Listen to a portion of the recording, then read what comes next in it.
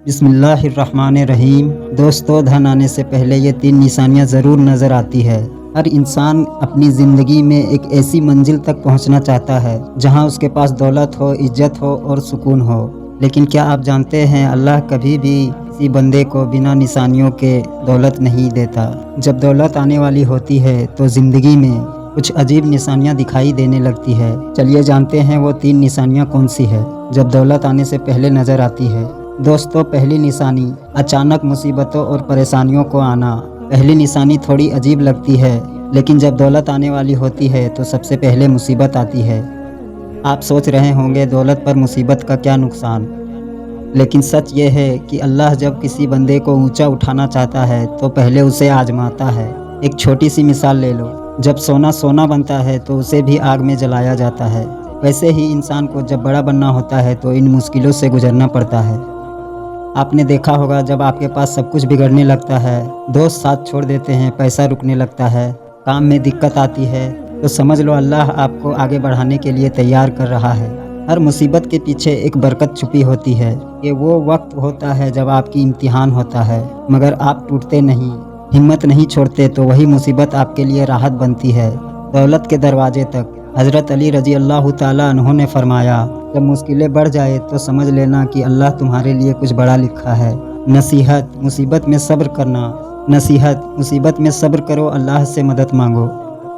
ये यकीन रखो कि हर तकलीफ़ के बाद राहत ज़रूर आती है। कुरान में अल्लाह फरमाता है, बेशक मुश्किल के बाद आसानी ज़रूर है। तो अगर आपके ज़िंदगी में परेशानी है तो घबराओ मत। पहली निशानी है कि दौलत आने का वक्त करीब हो रहा है।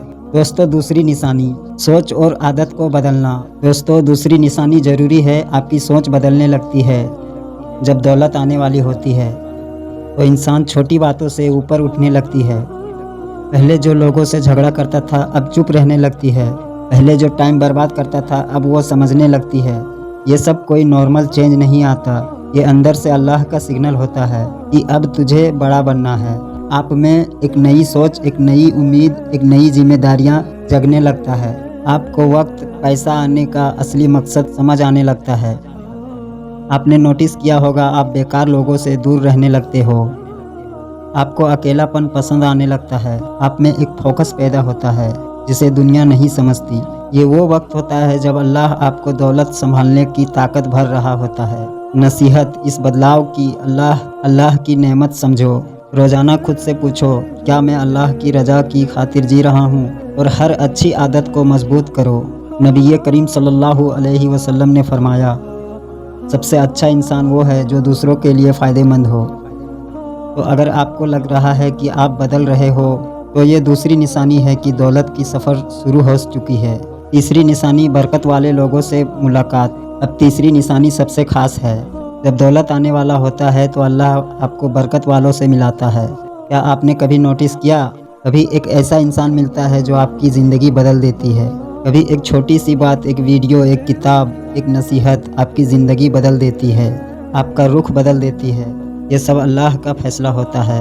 दौलत कभी अकेले नहीं आती, उससे पहले अल्लाह आपको ऐसे लोगों से मिलाता है जो आपको आगे बढ़ाता है, जो आपको मोटिवेट करते हैं, जो आपको मेहनत और ईमान सिखाते हैं, जो आपको बोलते हैं तेरे अंदर वो ताकत है। हज़रत अली रज़ी अल्लाह ताला अन्हु ने फरमाया, ऐसे लोगों के करीब रहो जिनके दीदार से दिल अल्लाह के करीब हो जाए। नसीहत, 3 लोगों के संगत को संभाल के रखो, उनकी बातें सुनो, अमल करो और उनके लिए दुआ करो। रसूल करीम सल्लल्लाहु ताला अलैहि वसल्लम ने फरमाया, इंसान अपने दोस्त के 3 पर होता है, इसीलिए तुम देख लो तुम किससे दोस्ती करते हो। अगर आपको लग रहा है कि आपको ऐसे लोग मिल रहे हैं जो आपको ऊपर उठाते हैं, जो आपको सही रास्ता दिखाते हैं, तो समझ लो अल्लाह ने दौलत का रास्ता खोल दिया है। क्योंकि दौलत सिर्फ पहचान नहीं होती है, दौलत होती है बरकत, सुकून और अल्लाह की रहमत। दौलत तभी रहती है जब दिल में ईमान और शुक्र हो। अगर दिल से शुक्र निकल गया तो दौलत भी चली जाती है। हज़रत अनस रज़ी अल्लाह अन्हु ने फरमाया, जितना शुक्र अदा किया अल्लाह ने उसके लिए बरकत लिख दी।